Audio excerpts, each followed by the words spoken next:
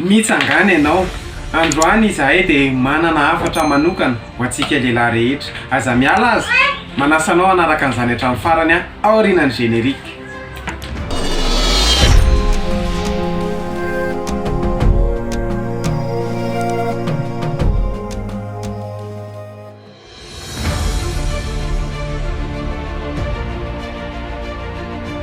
Faly miaravantsika rehetra tompoko tonga soa anatin'ity vidéo vaovao ity. Mankasitraka antsika rehetra manaraka tsy tapaka an'izao fandaran'izao mpanomponareo izahay to. Androany dia manana hafatra manokana ho an'ny lehilahy rehetra. Tsy izay lazain'olona aminao no maizy ianao, tsy olona tsisy ilaivana azy zany ianao, tsy mpanenjika vehivavy zany ianao, tsy mpandainga ianao ary tsy mpamitaka ianao, tsy mpangalatra ianao, tsy nateraka ny oresy ianao. Eno tsara nofidian'Andriamanitra manokana ianao ary zanak'Andriamanitra ianao. Ianao no fahazavany zao tontolo zao. Ianao ane ho lehilahy mijoro mandray andraikitra, manana toerana am-piangonana ianao.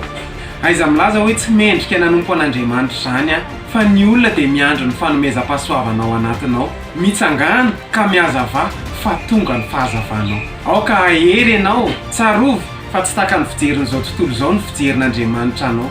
Tsy olon'olom-pona ianao fa misy tombam-bidy, misy valeur ianao eo anatrehan'Andriamanitra. Noho izany tafio avokoa ireo fiadian'Andriamanitra rehetra. Efesiana 4:1-2.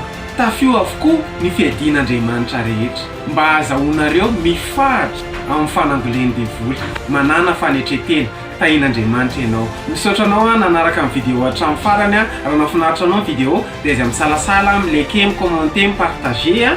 Dia raha mbola tsy misabona amin'ny page ianao dia manasanao hatrany hisabone ny page ity fandarana ity moa dia tohanan'ny Fruit & Co. Manasanao izahay hisabone ny page. Anjifa ny vokatra Fruit & Co satria mahatsara ny fahasalamana ny fihinanana voankazo. Ho antsika mpanaraka amin'ny herin'ny androany indray manana hafatra manokana ho amin'ny vehivavy rehetra dia manasa antsika rehetra anaraka an'izany. Veloma tompoko.